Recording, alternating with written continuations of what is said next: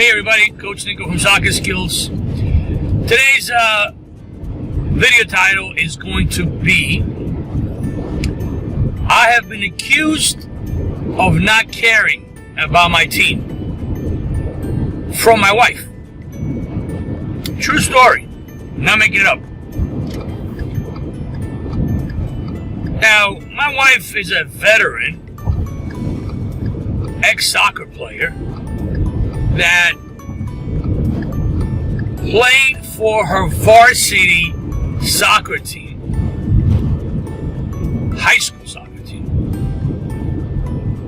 and it was the boys' soccer team. I've known my wife now for quite a few years, about 27, 28, I believe. And when I met her, I came to find out that my wife played varsity high school soccer on the boys team, because the high school that she went to, there was no girls soccer team. And she also played varsity baseball with the boys. Yes, you heard it right. The woman, when I met her, could hit a 92-mile fastball in the cages at Seaside Heights. It was something to see. I'm not making these stories up. So as you can see, she's a veteran soccer player and an athlete. And she said, you come across as you don't care about your team.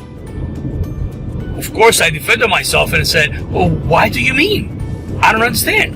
She said, well, you sit on the sideline watching the game and you really don't help. You don't offer any help. And most of the times you write down notes on your pad. It just seems that you don't care. You send the wrong message to the parents. I said, wow. As a veteran, ex-soccer player and athlete, I need to listen to what you have to say and take it into serious consideration. Not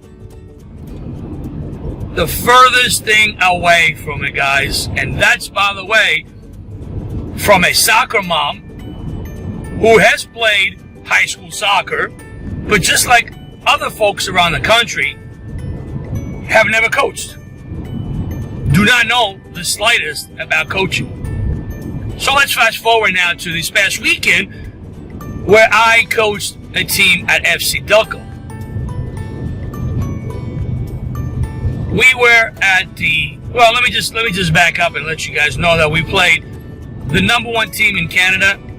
This had to be undoubtedly the fastest, most athletically gifted bunch of players I have ever played in youth soccer. 17-year-old kids that look like they're 25. Amazingly gifted in speed and size.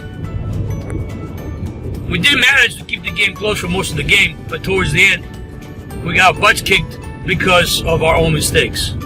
The second game we played was an Avenue team in Pennsylvania, and the third team that we played, I don't remember the ranking. They were from Baltimore. Very, very good competition. And I gotta be honest, I was a bit guilty because I did get caught up in the competition, so I did utter a couple of words, which is unusual of me.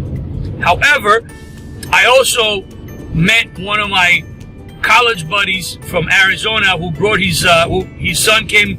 It was in the tournament, playing the tournament in the NCAL division, the highest division, the college showcase. So I did go to watch the games, and as a Weiner coach, you know, I thought he was a very, very good player. In fact, I'm going to recommend. I'm going to recommend to the men's soccer coach, Weiner, to take a look at this kid. The point I'm trying to make is this. The coaches at those levels don't say much.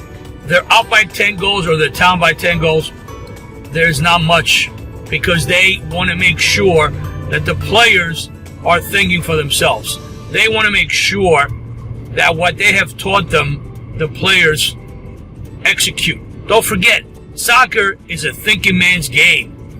Now, I think that almost everybody out there gets influenced by what they see on the television. You see the professional coaches on the sideline barking instructions and acting, probably not the way they should be. Something that you may or may not know, FIFA rules when they were created, a coach could not get up off the bench.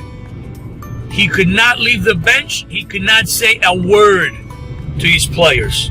Later on, FIFA modified those rules, and I guess as coaches became the principal characters on the sideline, because let's be honest, if the game is not going on, every break the camera is on the coach. They modified the rules. The point I'm trying to make is this, guys. Watch the game. If you need to cheer, go Bobby, go Mary. Okay? And you guys will not realize the importance of this until your player gets older.